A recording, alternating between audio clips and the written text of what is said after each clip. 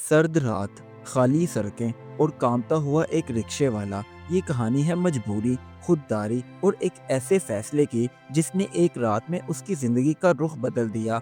आखिर क्या था वो फैसला और किस बिना पर उस रिक्शे वाले ने वो फैसला किया? इन सब सवालों का जवाब जानने के लिए कहानी को मुकम्मल देखें। गांव की सर्द सुबह थी।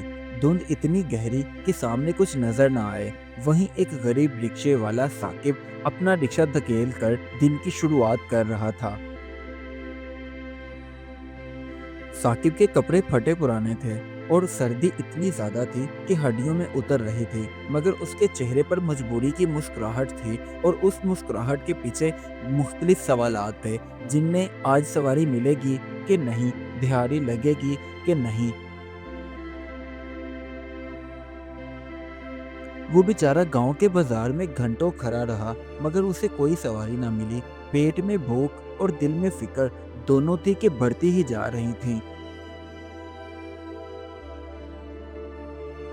अभी साकिब रिक्शे के पास खड़ा इन सब सवालों के जवाब ढूंढ ही रहा था कि अचानक उसके जहन में अपने भूखे बच्चों के चेहरे नजर आए और उसके बाद बीवी की खामोश नजरें और घर में पड़ी खाली देगची, जिसमें सिर्फ ख्याली पुलाव ही पक सकता था।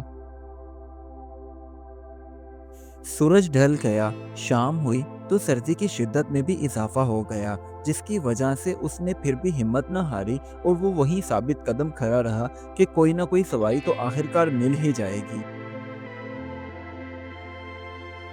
आखिरकार साकिब का इंतजार खत्म हुआ और एक अमीर आदमी जिसने साफ सुथरे कपड़े पहने थे, चमकते हुए जूते, वो आया और उससे बात करने लगा। उस अमीर आदमी का लहजा बहुत ही सख्त था और आंखों में गुरूर भरा हुआ था।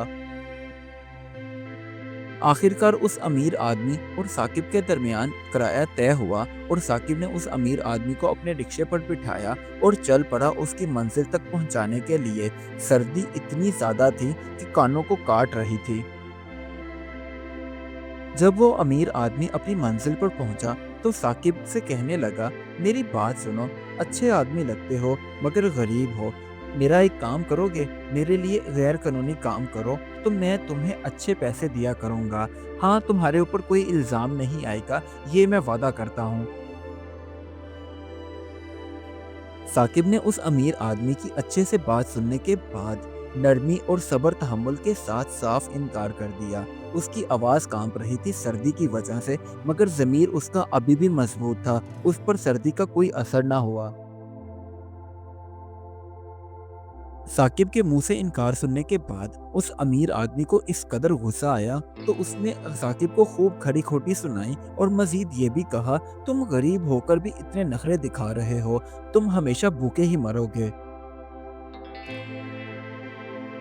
उस अमीर आदमी की इन बातों का जवाब देते हुए रिक्शे वाले साकिब ने कहा, सेठ मेरी बात सुनो, मैं गरीब ज़रूर हूँ मगर बेईमान नहीं।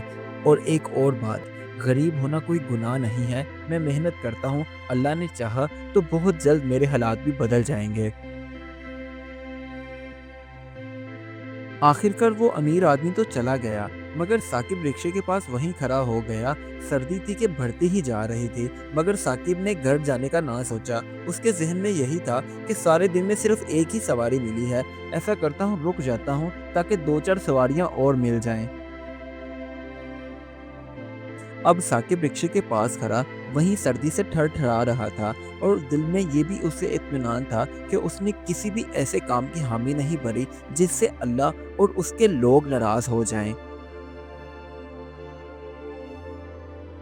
कुछ ही देर के बाद साकिब के पास एक पुलिस ऑफिसर आया और आकर एक मुजरिम के बारे में पूछने लगा। पुलिस वाले ने जो भी हुलिया बताया था वो सारा हुलिया उसी अमीर आदमी के साथ मैच हो रहा था।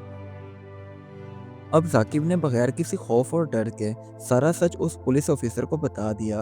उस अमीर आदमी का सारा हुलिया जो कि मैच हो रहा था, तो पुलिस ऑफिसर ने भी उसको अप्रिशिएट करते हुए कहा, तुम्हें देखकर लगता है कि ईमानदार लोग आज भी जिंदा हैं। उसके बाद पुलिस ऑफिसर ने कुछ रकम साकिब को देते हुए कहा कि ये रकम उस मुजरिम को पकड़वाने के लिए हुकूमत ने इनाम के तौर पर रखी थी और अब तुम इस इनाम के हकदार हो क्योंकि वो हमारे शिकंजे में फंस चुका है। اب ثاقب جب گھر پہنچا تو اس کے ہاتھ خالی نہیں تھے، بلکہ اس کے پاس کھانے پینے کا سارا سامان موجود تھا۔